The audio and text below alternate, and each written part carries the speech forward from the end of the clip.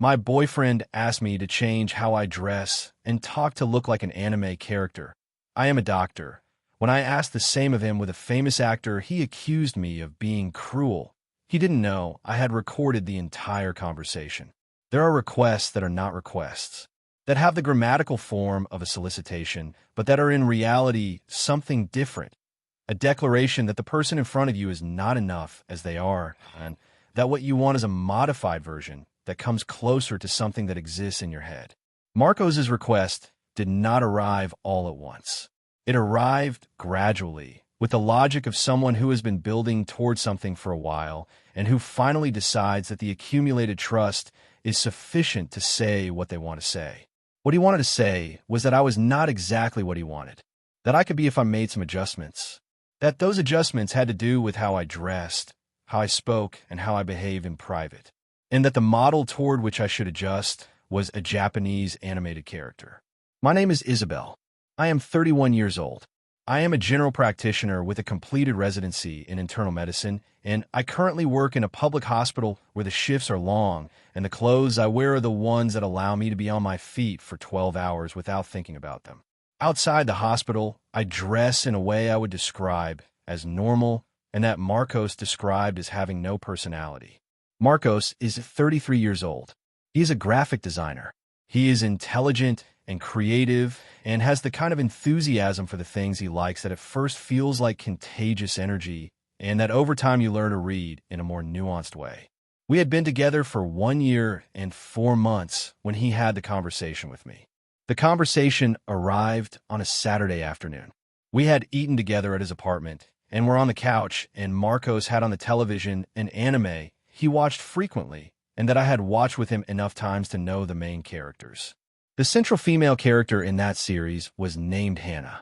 Hannah had long, light-colored hair, wore clothes of a specific style that combined Japanese school elements with fantasy details, spoke with a particular cadence that included certain characteristic phrases and expressions, and had a personality the anime described as sweet, endearingly clumsy, and completely devoted to the people she loved. Marcos turned off the television at some point and told me he wanted to talk to me about something. I told him to go ahead. What he told me over the following 20 minutes, I am going to summarize because the full version has too many layers of justification that at the bottom were saying the same thing. He told me he had been thinking about this for a while and did not know how to say it without it sounding bad. I told him to say it, and we would see how it sounded. He told me there was something about Hannah he found very attractive, not just visually, but the complete energy of a character, the way of moving, of speaking, of relating. He told me he had thought it would be incredible if I could incorporate some of that. Not all of it, he clarified. He was not asking me to become the character, just to experiment with the clothing style, with the way of speaking, with a certain attitude in private that came closer to that energy. He told me he thought I would look really good. He told me many couples played with that kind of thing, and he did not see why it would be a problem. I listened to him until he finished. I did not interrupt him. I did not make gestures or expressions while he spoke. I let him say everything he wanted to say. When he finished, I stayed quiet for a moment, and then I asked him a question. I asked him whether he would be okay with doing something equivalent for me. He told me, of course. What did I have in mind? I told him I found Henry Cavill very attractive, that there was something in his physicality and presence I found incredible, that it would be fantastic if Marcos could incorporate some of that. Not all of it. I clarified with the same tone he had used. I was not asking him to become the person, just to experiment with the physicality, with the way of speaking, with a certain energy that came closer to that. I told him I thought it would look really good on him. I told him many couples played with that kind of thing. Marcos looked at me, and his expression changed in a way I had not completely anticipated, although in retrospect, I should have anticipated it. He told me that was not the same thing. I asked him why not. He told me what I was describing was asking him to change his body and physical appearance in a way that was not realistic, that was different from asking someone to adjust their style and attitude. I told him the character he had proposed to me also had specific physical characteristics I did not have. He told me that was different. I asked him in what way it was different. He told me I was misrepresenting what he had said, that he had made a request from love and that I was responding with something designed to hurt him. I told him I had responded with exactly the same structure of request he had used, applied in the opposite direction. Marcos got up from the couch. He told me he had not expected that reaction from me, that he had thought we could talk about this like adults, that what I had done was a form of passive aggression that was not constructive. I asked him what a constructive reaction would have been. He did not answer directly, but what followed in the next few minutes was revealing enough for me to have all the information I needed. Marcos moved from initial discomfort to something that escalated with a speed I had not seen in him before.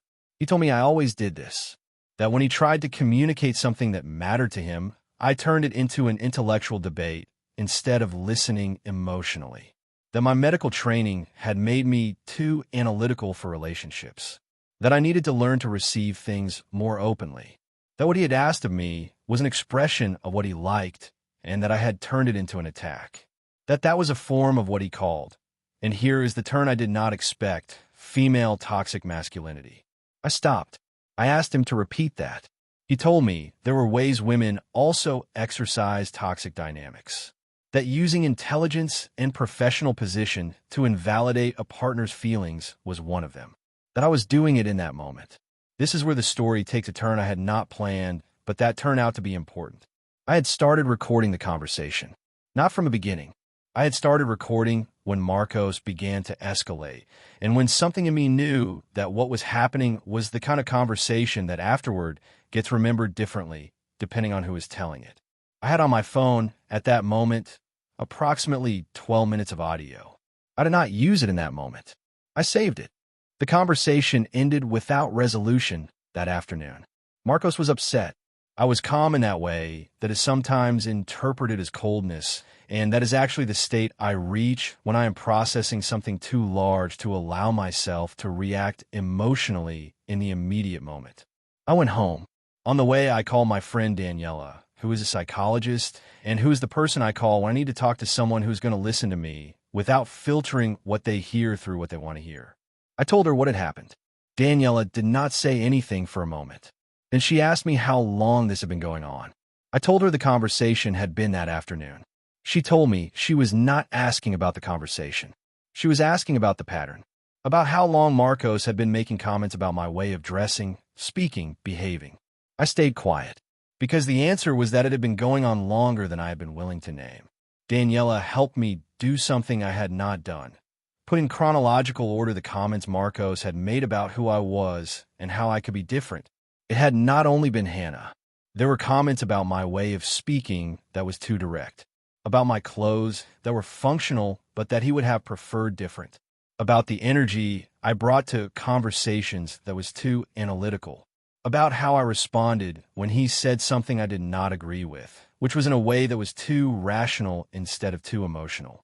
1 year and 4 months of small comments that individually had explanations and that together formed pattern. The pattern said that Marcos wanted a different version of me, and the version he wanted was softer, more malleable, more oriented toward what he needed and less toward what I was. Hannah was the name that pattern had taken that Saturday. But the pattern existed before Hannah. Marcos called me the following day, not exactly to apologize, to resume the conversation from a different angle.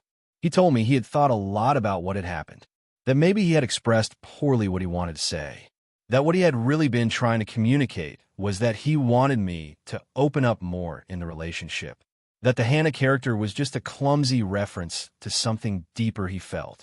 I listened to him, and when he finished, I told him I had something I wanted him to hear. I played him the audio.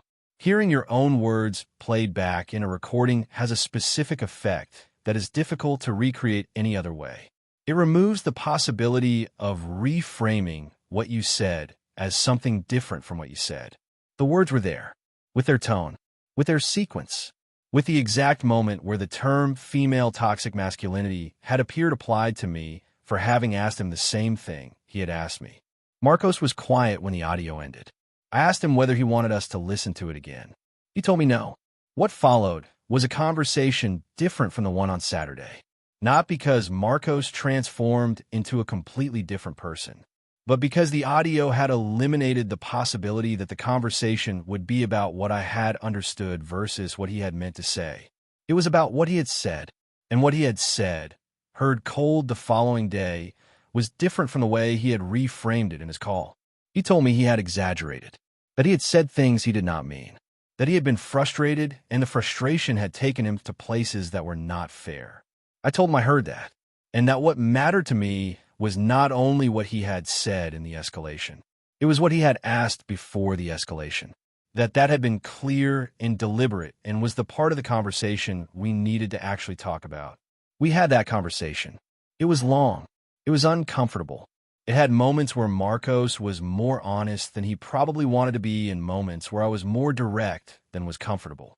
What came out of that conversation was a clarity we had not had before.